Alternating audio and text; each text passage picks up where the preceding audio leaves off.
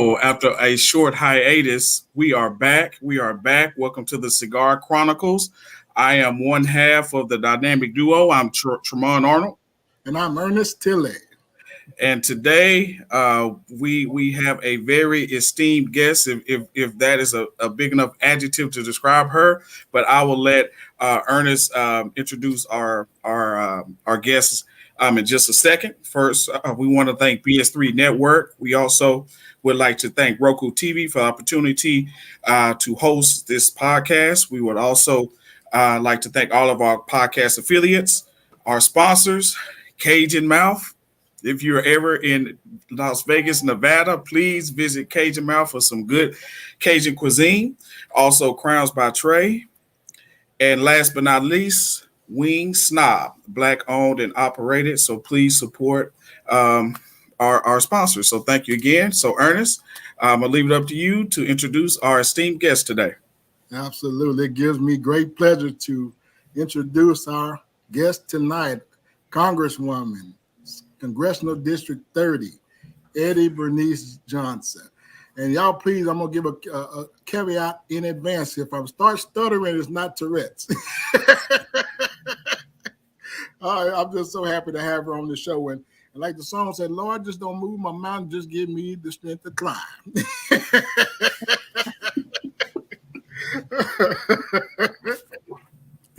Let me go ahead and introduce our guest. Congresswoman Eddie Bernice Johnson is serving her 15th term representing the 30th Congressional District of Texas.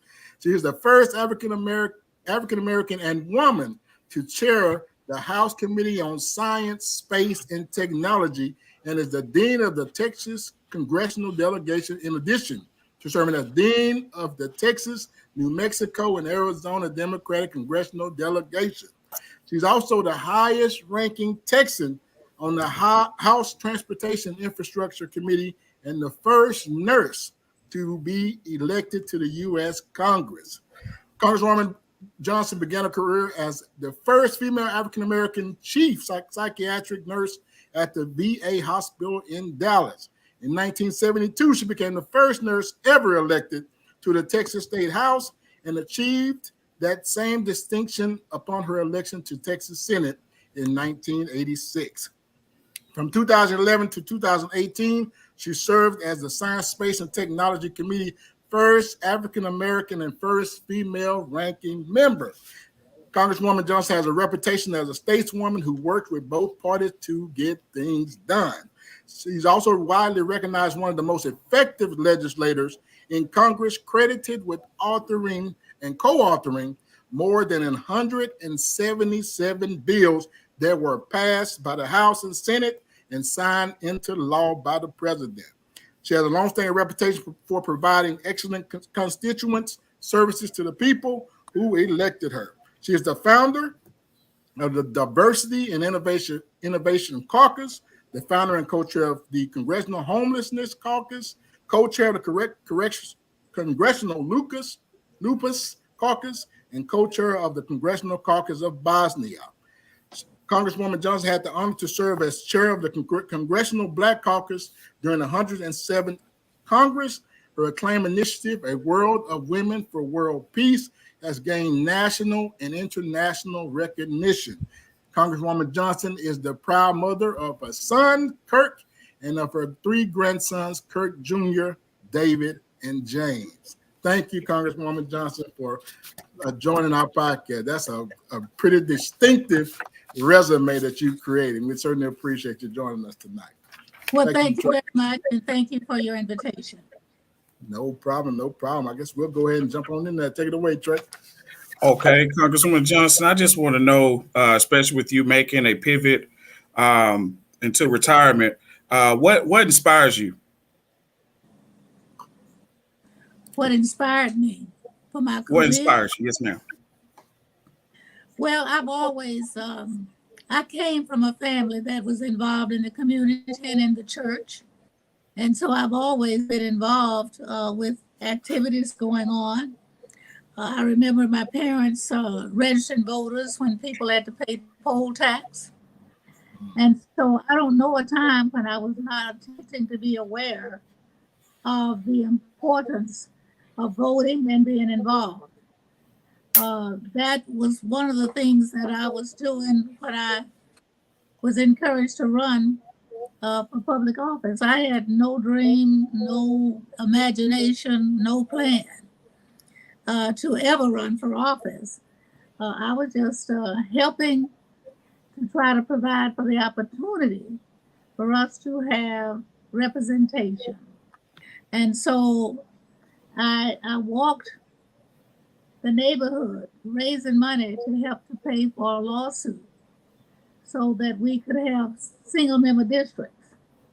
And then I was working with a community group that included State Representative Zan Holmes and state school, the Dallas Independent School District trustee, Dr. Emmett Conrad, to survey our community and to make sure that we had good candidates to run after we won the lawsuit.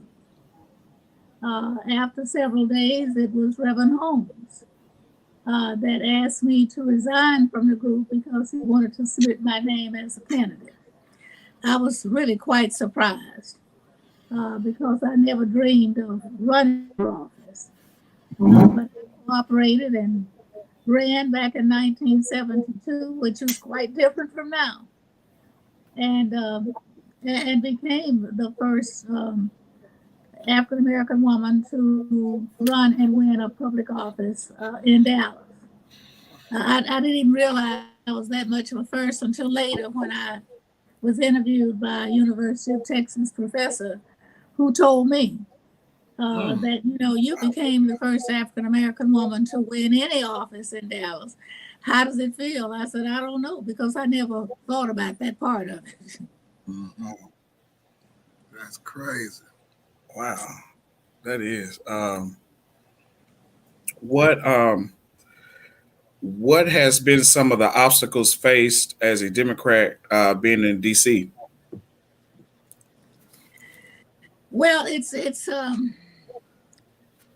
same obstacles you would find no matter where you are, whether you're in D.C. or anywhere else. It has to do not only with the subjects of which you are interested, but also the party, and sometimes even the color. Every Democrat is not the same. Every Republican is not the same. You just stand for what you believe to be right and fair and try to convince enough people to help you pass something, or you help someone else pass it. It is not so important as to who carries it. What is important is what is being carried, and who does it help. What opportunities does it bring? I went into Congress in a majority and was in a majority for one term. As a matter of fact, I've been in a minority most of the time I've been in Congress. I don't complain about it because I can only be responsible for what I can help do. But you take what you get and you do the best with it. Out of 30 years, I've probably been in a majority, 10 of them, perhaps. And so you can't give up on your goals and aspirations because you're in a minority. You try to find enough people to work with you. And I know all of the things. I know that most of you don't know all the things that I was able to get done representing the various District 30s, which have been many. I've only served 1 or 2 terms with the district that didn't change because the Republicans got the majority. They changed lines whenever they got ready. And all you had is what they want you to have. I would say that until 10 years after, let's see, when was that? In the 90s, up until 10 years ago, I was the only Democrat from Austin, Oklahoma. So I had the responsibility of doing all the casework of people for no matter the color, but especially for minorities.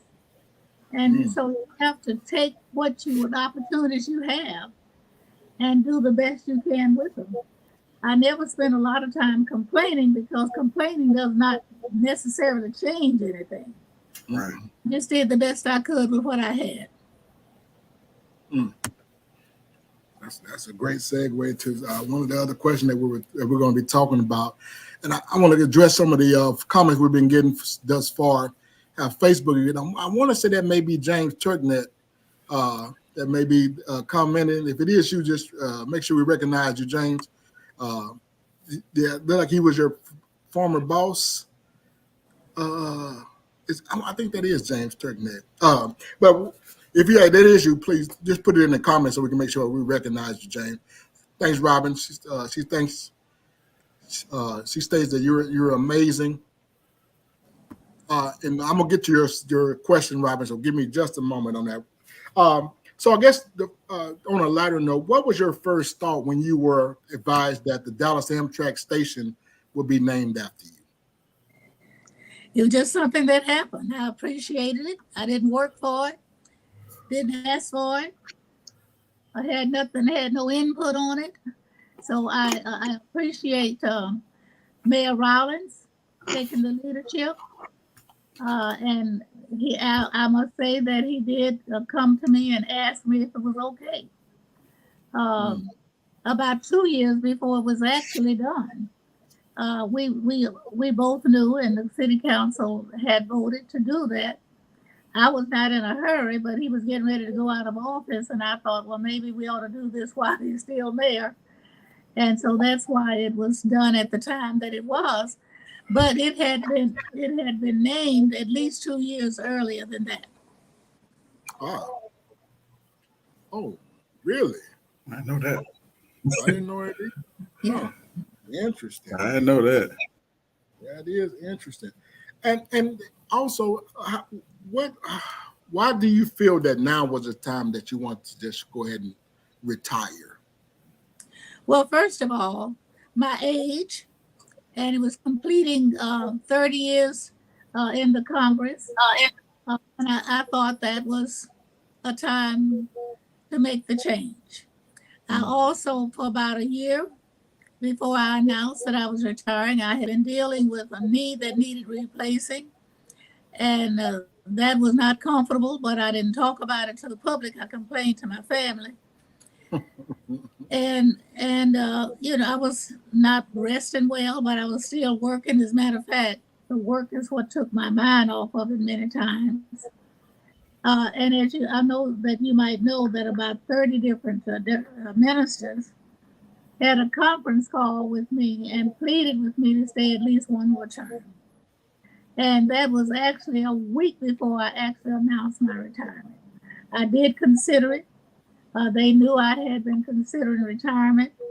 They wanted me to stay a little bit longer. And I appreciated that very much. But I knew what I was dealing with. And I thought that to cap it off at 30 years was appropriate. Also, at age 86. So I thought it was retirement time. I have almost 50 years in government service.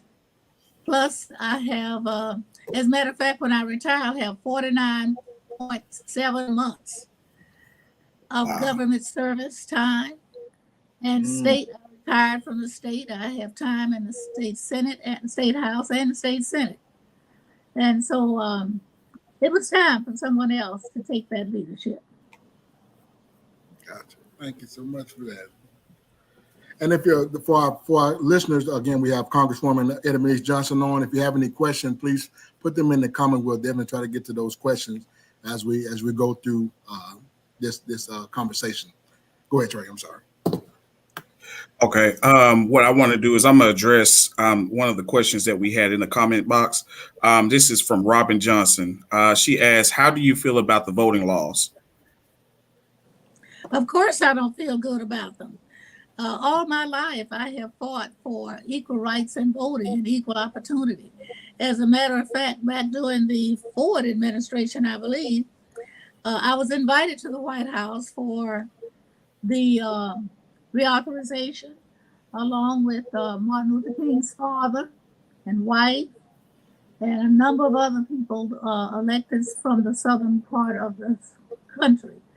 I think I might have been the only elected Dixon at that time invited, but I did go, and I realized how important that voting was throughout the South, especially because we all knew that we had not gotten a fair chance of representation in the South, and we still have not. And so it will continue to be a high priority. And because we're beginning to make some inroads, we see the fight back. We see that clearly that desire for us to vote is not that popular because we tend to elect people that we feel understand some of the needs that we have. And that is not necessarily what some of the people want. And let me hasten to say, I truly believe that a majority of the people in this country want to see every eligible voter be able to vote without trouble and have that vote counted. But I also believe that they're more so intimidated than any other voter. The fair-minded voter is more intimidated. The kind of things that even our state has put into law it's just really unthinkable that this time of our lives we are dealing with voter suppression, trying to count the votes before they're cast, trying to determine what votes will be counted. We cannot allow that to prevail. It is important to fight back. It is important that our votes be counted, but it's extraordinarily important that we get as many people to vote as possible. Some people are so intimidated by this, are so inconvenienced that they give in. We must make sure that the message goes forward. Nothing is more important than voting. We see our nation moving backwards because they are winning. And some of it has to do with the way they're gerrymandering. We got to impact that as well. And the only way we do that is voting. Our greatest power in a democracy is voting. Wow. And definitely, I definitely agree. The next question I have is it's more so of a two-part question. Do you think that we can turn Texas blue this upcoming election? And if so, how do we turn Texas blue? We can turn Texas blue anytime we vote. We've got the votes. We just got to use them. You know, I drive through our neighborhoods just this last election when President Biden was on the ticket in Texas. They had all these people saying they were on his team and all. I saw nobody do anything. And calling, trying to say, when are we going to get started? Because I saw Republicans coming to the building where I live. I saw the governor riding his wheelchair with candidates up and down the street. I saw no Democrat out there doing anything. And I kept calling and kept asking, when are we going to get some activity on the street? Now, people take credit for a lot of stuff they do, but who knows it but them? And if nobody knows it, it's not being done. And so it takes us all to put forth effort. I just said it earlier today when our candidate for governor at his meeting this evening. If we knock on these doors, register people in time, go back and encourage them to come out to vote, we got the numbers in this state for it to be blue. We just got to make sure they're put in a position to be counted.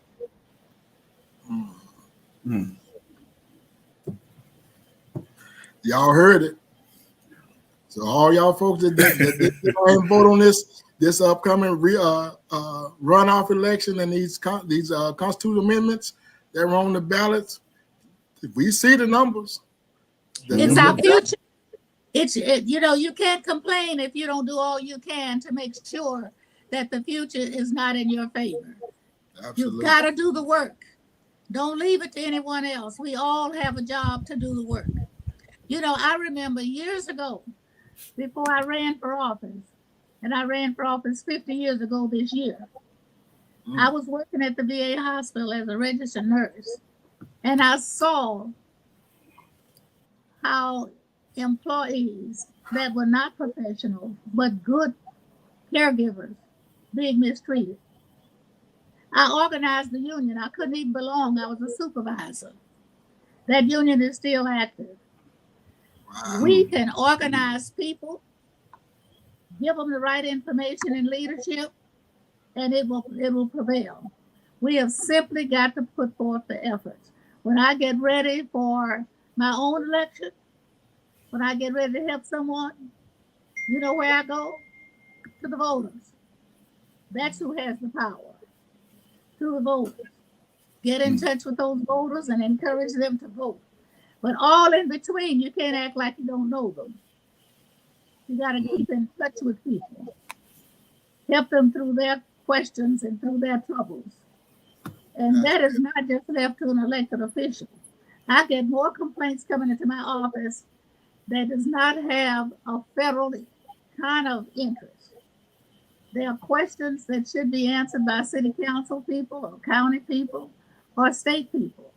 I don't turn them away, but I do educate them and tell them that you elect somebody at this level that's supposed to take care of that. So you keep that in mind. This is who you're supposed to call. We're going to help you if we can. But we don't do enough educating of our own. And when we get in office, we have to understand that that is not the end of the office. That is the beginning of the responsibility. To keep in touch with them, to answer their questions, to encourage them to participate. We've got enough people in this state for it to be blue that will want what we want, vote what we like, we vote when they vote. It's everybody's responsibility to get people out there and make sure that they vote. Democracy is wonderful, but it is not free. It takes everybody working together. Wonderful, but it's not free. That's a bumper sticker right there. So I'm a piggyback off of Congresswoman too. Like I said, it's more to it than just getting people registered to vote. You know, after we get them registered to vote, we also have to make sure that they get to the polling sites and vote. You know, because that's only half of the half of the solution. We definitely have to make sure that we get people to the polling sites, and more so even with that, we have to educate and let people know of the people who's running so they can get out and vote for the people that's going to look out for our best interests. So I definitely agree with everything you said. And getting elected is not the end of the responsibility. That is the beginning. Right. I'm sorry. I guess the next question I would have for you is when you did consider that this was going to be your last run, kind of take us through your journey for endorsement and how ultimately you decided to endorse Jasmine Crockett, and were there others that sought your endorsement? I'm delighted that you asked that. There were many more people that came to me for support than what actually filed. I spoke to all of them very honestly. It was not based upon what I liked them or disliked them. What I did tell everyone from the beginning to the end, that I was going to try to endorse someone that in my judgment was interested in getting a job done and not just interested in having a title. And there were people probably that had more interest, but in my judgment were too old to start this process. You know, I was in about 51 when I went to Congress. I can tell you, they're a lot younger now.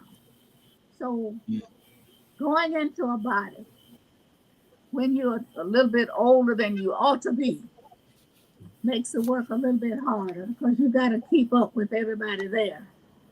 And you got to convince them to work with you. Now, we have a very diverse population in that Democratic majority right now, and God knows I hope we keep it, but I don't know. We've gotten to be probably too far. This redistricting, in my judgment, has caused extremes. And we're never going to get anything done with extremes. When you have extreme no's and extreme yeses, that's where you're going to be. It's never going to come to us working together. It takes a lot of common sense, and it takes a lot of effort. I cannot tell you how many nights that I never went to bed, digging for in research, trying to anticipate every question in order to make sure that I can try to convince as many people as possible. And no, I didn't stop at party lines because I was in a minority most of the time I've been there. So you got to have a majority to pass anything. So you got to work with some Republicans. Mhm. Some of them might go along with an issue of which you can explain. It's probably not going to be necessarily voting rights. However, I must say that in the House we have voted 5 or 6 times, and all the time that I've been there, we have voted to renew the Voting Rights Act. We have passed every voting rights bill in the House this time, but they're not passing the Senate. And so we do have a two-house situation. In order for anything to become law, it has to pass both houses. And that's one of the problems we have now. We have a very slim majority in both the House and Senate.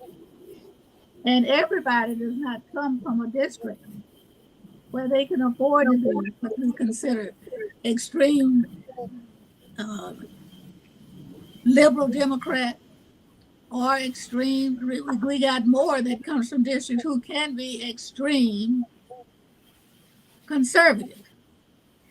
When I looked at the candidates who came to me, their ages, their preparation, their readiness, I made my own judgment.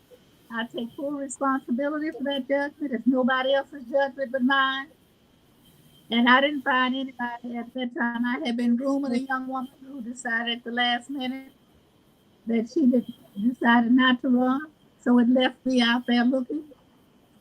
I looked at every candidate that came to me and everyone that came to me that did become a candidate. I reached out to Jasmine Crockett because I saw her in action. She was a person who showed her interest in getting things done. You know, you can get elected, but if all you do is sit there and eat, it doesn't help us. And so I was looking for someone who was willing to work, take a chance on leadership, work day and night to try to see if you can get your points over. And when I saw that, that's the only person who got in this race that I saw that in. The only one. And I observed everyone that I could. I asked her to run for that reason. And yes, I had known some of the other ones a lot longer than I've known her. But it was not about my popularity. It was about the people of this church that needed representation, that needed somebody interested in them, that needed somebody interested in the job and not just the title. You know, I have worked with a lot of people that just adored their title, but forgot that the people were waiting for them to do something. And I can name some of them I won't, but you'll hear me in the future because I'm ready to say it all. Um, I'm tired of us electing people that don't look back to help us as well. I'm tired of people getting elected and all they do is aggrandize themselves to move up in Washington for several positions and lope around the country and lope around the world, but they forget that people at home waiting for them to do something. Thank you so much for that I do honest. not want to be one of those, and I have not been. I can appreciate your honesty and your sincerity in that. So we certainly appreciate that. I do want to address a question we got from one of the comments, Robin Johnson. Do you think her voice can be heard? Do you see her being it in the long run? I'm sorry. What was that question? The question was, do you think her voice can be heard? Comma, do you see her being it in the long run? I'm assuming she's saying being there for the long run. You know, I don't know what her voice will be in the Congress. She hasn't been there yet. We'll have to see. But just as I'm saying to you, I've said to her that this is not an easy job.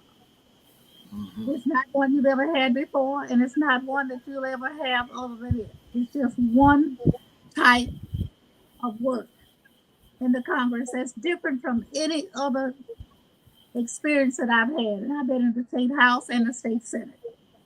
It is more profound. You're dealing with more diversity. You're dealing with 435 people for every bill, every amendment you're trying to pass. You're dealing with people that are Democrats and Republicans, and they might be from Podunk or Uhonk, anywhere, USA. You got to take the time to spend time with them, asking them for support.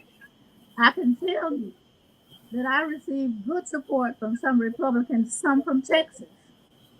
I don't see that much now, but when I was working in a minority, I was still producing for my district. And the only way I could produce is to work with Republicans. And I did it. And I don't apologize for it. I did my homework. I knew the pitfalls. I would share that with them. I would let them know what the possibilities could be and why I could not go with some of those possibilities. And I can enumerate to you my first election, Roosevelt and West Dallas was flooding every time we had a big rain. And I looked at that and I made a commitment because I went to our local mayor, which was in Annette's house, and I said to her, tell me what to do to stop this flooding. And she said, the Corps of Engineers has got to help us. I promised myself that if I lived when I got there, we would stop the flooding. Now, how many times have you heard about that flooding recently? That was one of my first projects. And I've just been invited to come and say something next week because I've been on the Corps of Engineers all for 30 years, making sure that we don't have that kind of flooding anymore. But the pumps, the deepening of the Trinity, has stopped that flooding in our community. Nobody even talks about it anymore, but it takes work to get that done. City Hill, they couldn't afford drinking water. And I was up on the floor 3 or 4 o'clock in the morning, waiting for a chance to get up and speak for them to get something done so they could get drinking water. So if you wonder why Cedar Hill is a strong supporter, they have drinking water because of my efforts. And most people don't even know that. This mix master here, where all these freeways come together downtown, that was my legislation in 1993 when we had a Democratic majority. It passed. But when President Bush came in and started the war, they pulled it down. We had to restart it. And we just cut the ribbon this February for its completion. Now, I say that only to say this. You can get big things done sometimes overnight. But if you're persistent and you're serious about it and you'll do your homework instead of going to receptions, you can get it done. Woo-wee. That sounds like some shade right there, Congresswoman. But I love it. Good Lord. Let me tell you something, boy. I don't know. The new 26, boy, you sharp as a tack, Jack. Golly, you dropping some jewels. Well, somebody just said you dropping nuggets. So again, we thank you for that. We thank you for that. I guess we'll shift to a little lighter note as far as your bio has stated that you were the first nurse, the Texas State House and also to the Texas Senate. What advice would you give those in the U.S. Congress? In U.S. Congress, I'm sorry. Catch me. All three bodies, I was the first nurse. But I tell you what, I will never be the last one. There you go. That was perfect. Perfect question. What advice would you give those who would like to travel your path? Well, really, it doesn't make much difference about your career. What makes the difference is your compassion for getting something done. Yes. Your interest in the job. You can have, I would suggest, a good background education because it is not simple to go through all of the details that you have to go through to understand and analyze what you're trying to do so that you do it, so that when you do something, it's what you intended. You got to have a good educational background. You also got to have a real lust for knowledge. And you got to be willing to prepare yourself to do the job. It doesn't make much difference what your profession might be. But some professions do give you a little bit better grasp on subjects. I'm very appreciative of my background in nursing, especially psychiatric nursing, because in psychiatric nursing, I had to study behavior and I had to convince myself that every single opinion was important to the person that had it, and I needed to respect it. And so that has carried me a long ways. I don't disrespect people because they disagree with me. They also don't influence me because they differ from me.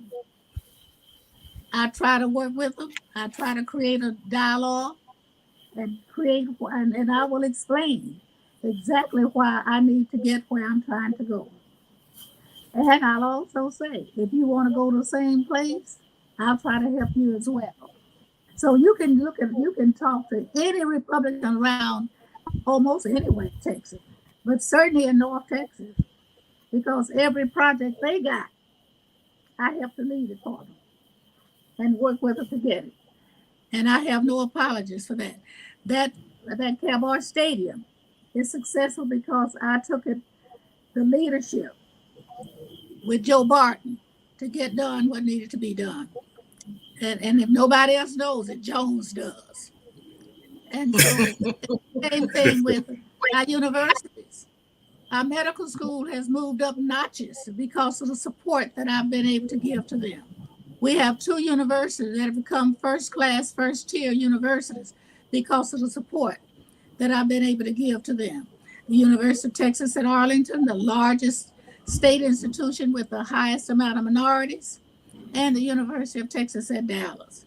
I don't have time to advertise all that I do to try to get these institutions and all that done.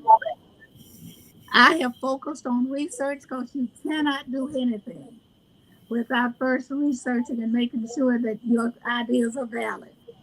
And I tell you what, I have been put to the test.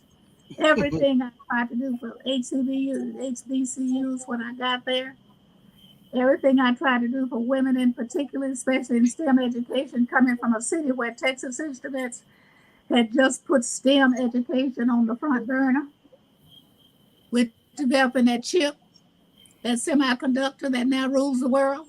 It is one of the most important businesses in the world that affects every one of our lives. And so, of course, I passed my first legislation related to that in 1974.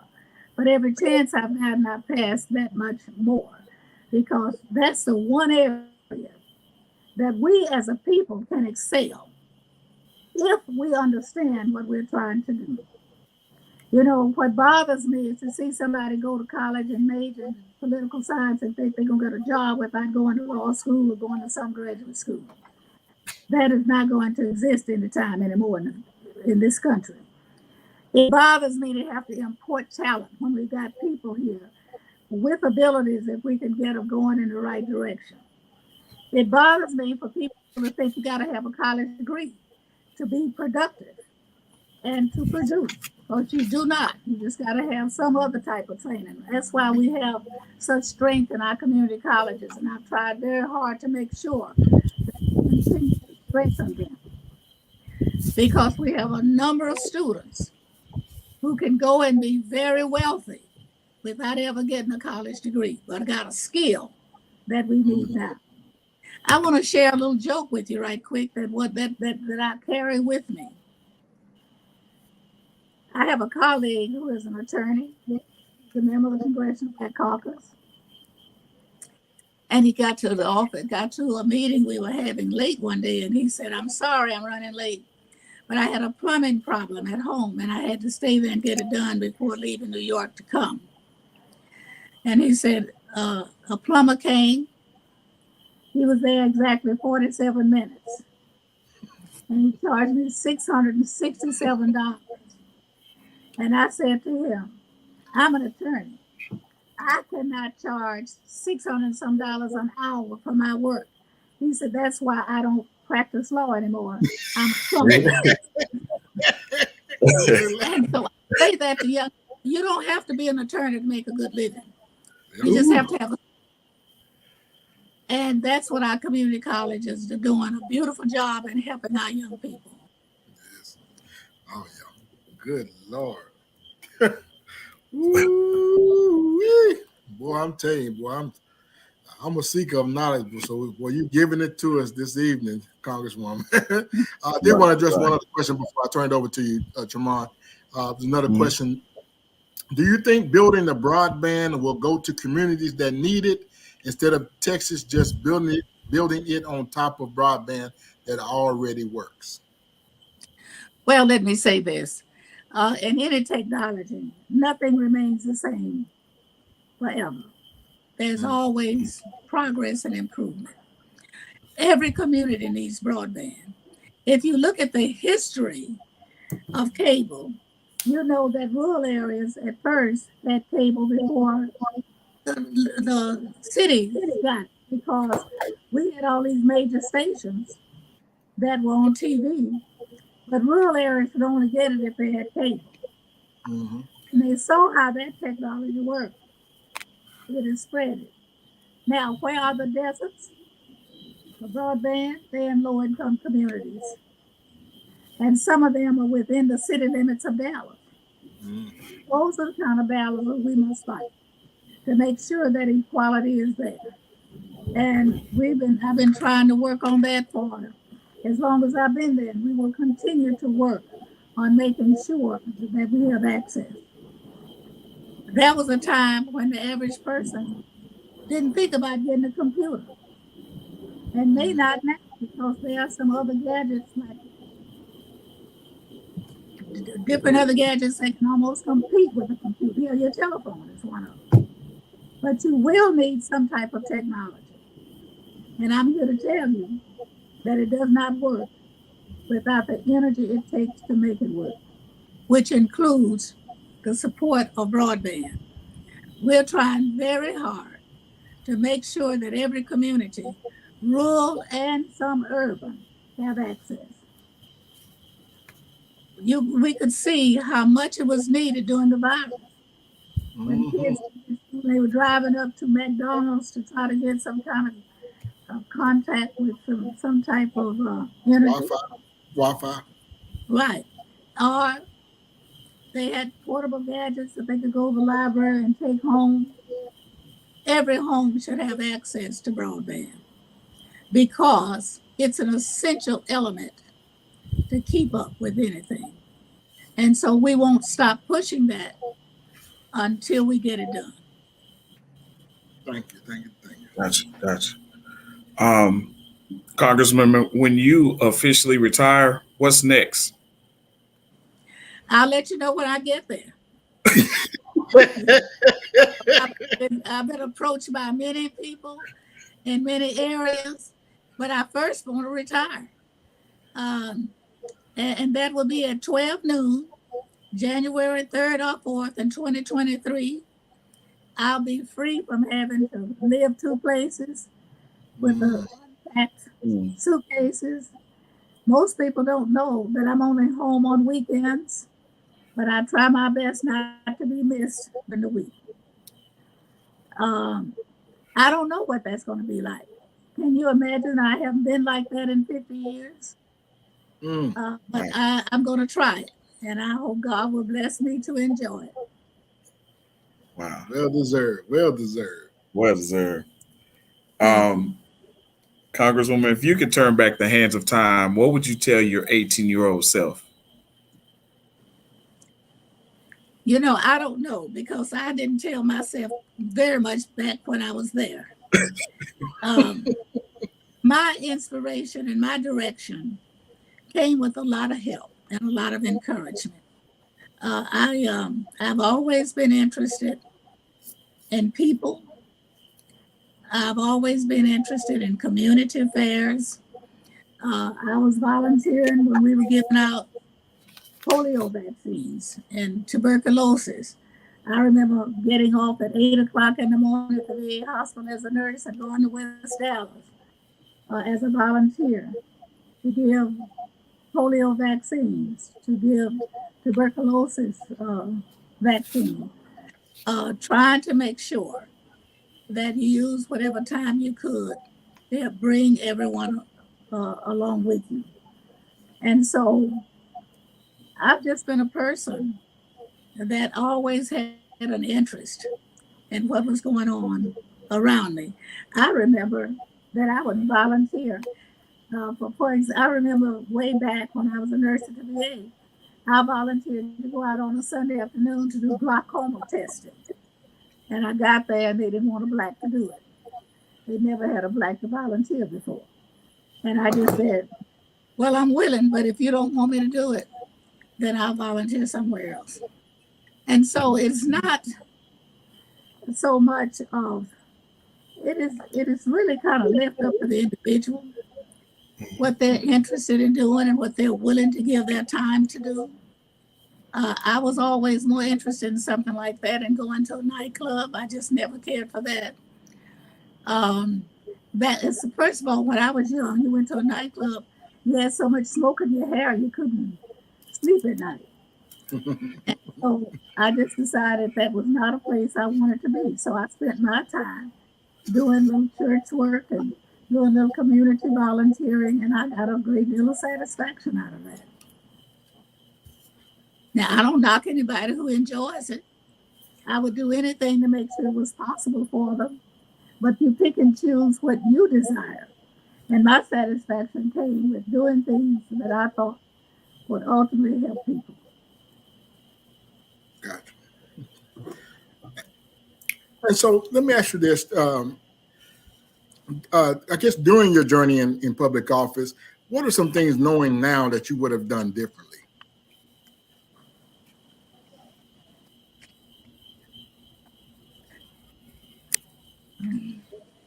I don't know. Perhaps I would have spent more time explaining to people how I was spending my time. Because I spent most of my time researching, trying to be prepared. I didn't want to embarrass myself by being caught off guard. And I never took the time to explain that to people as to where I was and what I was doing. But to a large degree, it paid off. And anybody think they could get by without doing their work, they're in for a little wait. Right.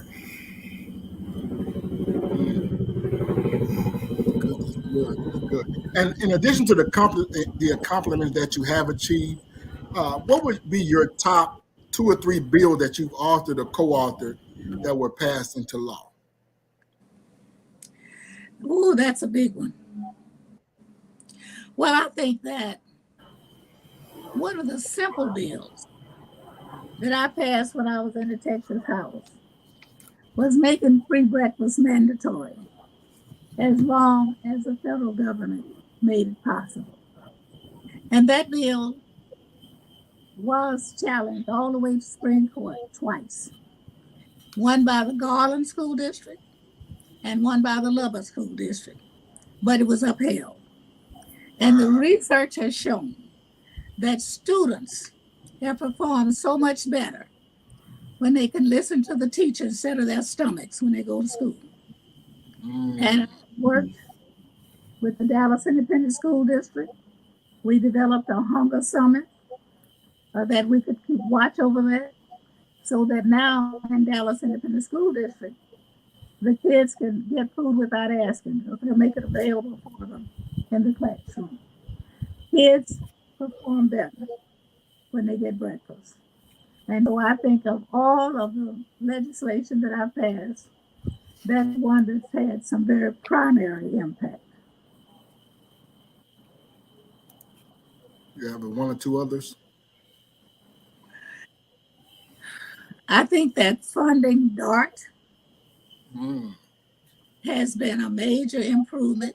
Also, not just funding the transportation itself, but I insisted on them putting places out there to cover people waiting for the trains and the buses to come.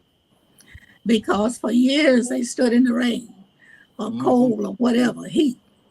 And so when we got that passed, I said to Dallas, put them in South Dallas first. Put them in the southern sector of the city first. I don't know if you've noticed, but when we're waiting for one now, we have a place to wait. So free breakfast and funding DART. That's all right. Wow.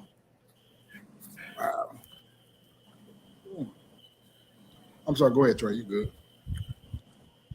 Okay. Um, like I said, we're definitely coming down. Want to know if you could have dinner with three politicians dead or alive, who would they be and why? That's very interesting. Lyndon Johnson, who I thought was the best president in the Mm. history of this nation, would be my first choice. I think that, of course, Martin Luther King. I had conversations. As a matter of fact, my in-law, my father-in-law, was a friend to the King family, so I did get a chance to meet them and visit. And of course, I became very close to Coretta. And my cousin was married to Malcolm X. And so, Wait a minute. Whoa. Wait, hold on. What? You say your cousin was married to Malcolm X? Daddy Shabazz was my cousin. God, God, dog. That's a drop the And mic. so I think that, and I got a cousin that went to Congress with me that was one of the major Black Panthers in the nation. He is retiring also this year. You're not gonna say who it is? Bobby Rush. That's amazing. He was a real Black Panther in Chicago. That's amazing. God. So I did have some role models that I had a chance to get to know, that I had a chance to visit with. And I'll go back to this. When you look at what brought us the most progress, you cannot overlook Lyndon Johnson. Voting rights, civil rights, education, Medicare, Medicaid, housing. A Southern man, a Texan, that ultimately caused the South to turn against him because he was so progressive. And we ourselves don't always know where all of those things came from. But Lyndon Johnson did more to bring this country to equality than any president we've had. Think about it. Civil rights, voting rights, educational opportunity, Medicare, Medicaid. Do you realize that when people, before they got Social Security, could not retire and get any benefits, and people who did maid work could not be covered until Lyndon Johnson made sure that everybody had to pay some Social Security so they'd have something when they got too old to work. I don't know a president who has done as much, that has brought us this far, than Lyndon Johnson, a Texan, a Southern man. I'm glad you. Oh, we probably about to say the same thing, Trey. And speaking on that, as far as presidents, is our are our expectations of President Biden following through with the Black agenda realistic, in your opinion? And if so, why? Well, I think that his agenda is built upon persons who helped him get elected. But I also think that the turf of which we have to deal with that agenda is tougher than it's been since the end of slavery. We're in a very tough environment. And I accuse this redistricting extremism as being the culprit for getting us all these extreme people. But we're in a stage, in my judgment, where democracy is at stake. That's why it's so important that we don't ever miss voting. Because the only way we're going to get rid of some of this is to vote it out of South. And so I think we're in the most challenging time of my lifetime right now, and yours, because when you look at what keeps coming and look at this Supreme Court and look at how bold they are to be unfair. They did not allow Obama to put people in when he could have, but they made sure that they made fast track for anything Trump wanted. That's dangerous, and it's proven to be dangerous. That is not real democracy. So we have so many elements that are at work that was developed from the attitude of the Trump administration that we better be aware that our democracy could be lost without real diligence. God, dog. And ooh, and I guess let me just add on to that, because I think it's important for our listener to get an understanding of that. Why do you think it is that the Republicans are so aggressive in getting bills and legislature passed? Why are we so stagnant as far as Democrats to not have that same type of a full court press that they institute, when they're the majority or a simple majority? Why do you think that is? And how can we have the same I guess I can't think of the word, the same dedication to making sure we getting things done like they do, and they're so united in that front? Well, you just said the word. They are united. We have got to learn how to be united and go into that ballot box and voting in the right people. The only way we're ever going to experience fairness again is to have a majority when they draw these lines for the districts. Because once they draw them, they're going to stay there one way or the other for 10 years, even if you challenge them. The last 10 years, we went to Supreme Court 3 times and won 3 times. But it went right back to the state legislature, who only did what the Republicans wanted to do for little tweaks for them. I don't even remember how many district configurations I've had, but at least 8. When somebody say, oh, she drew 30 and she's been in 30 the whole time, they don't know that the first 30 went from Fort Worth to McKinney, trying to save Martin Frost and any other Democrat. I just had to go down the freeway and just pick up. It was a court-ordered district. There were people that brought lawsuits and took us to court, and that's what got us back in court to redraw these lines. We've had very few districts that remain the same longer than 2 years, because when they go back to be corrected, it goes back to the same body that put the wrong one out in the first place. And so we must be mindful that the people with the power to determine often even democracy is who has the pencil to draw the lines and who has filled the courts with all of these judges that will do as they dictate them. Not necessarily as the Constitution dictates them, but what they feel is their expectations to perform. Let me just give you a little example. We had vacancies in federal courts all over Texas when Clinton tried. Then Obama tried. And even with Bush, we had better luck.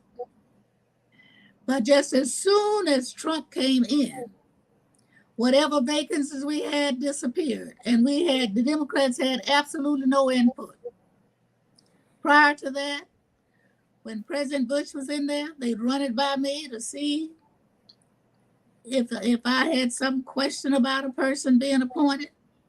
Cornyn got control of it as the senior Republican, and he didn't even discuss it with us. God, dog. And he filled every possible bench that were right-wing to the core. So when they have a right-wing legislature that pass bills, they got a right-wing court sitting there to solidify them. And so you cannot get democracy or democratic or fair action until you have somebody that's willing to be the representative of your position. So we have to watch who we put in place that make these selections.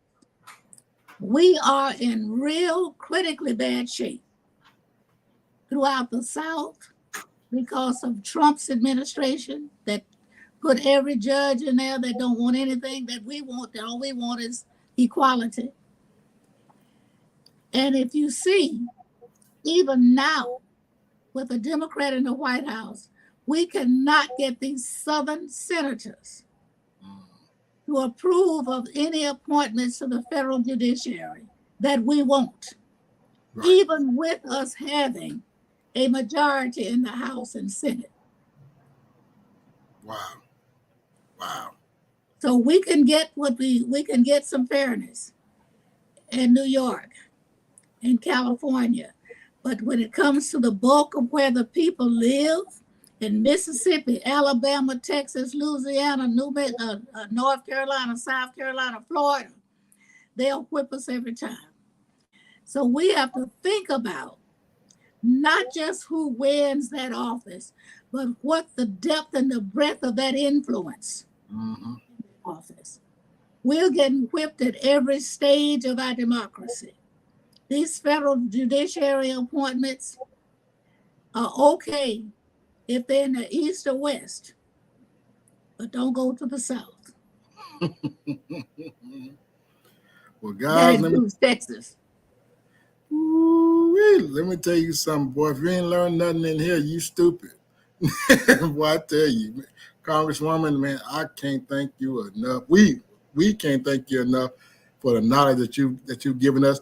Please just hold on after we close out for a debrief. But Trey, take us on now, man. You're muted. Unmute. You still muted. You're muted, Trey.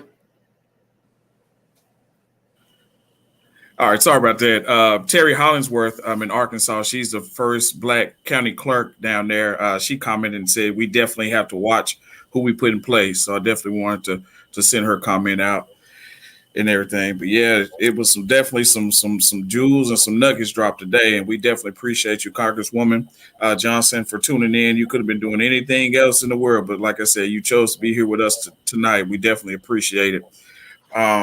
Definitely want to close it out. Thank you again for BS3 Network as well as Roku TV, our sponsors, Cajun Mouth, Crowns by Trade, and Wing Snob. And we definitely appreciate everyone for tuning in. And like I said, we took a small hiatus, but we're back. And as you can see, we're back and better than ever. So we definitely appreciate it. And until next Wednesday, we'll definitely talk to you and we'll see you again.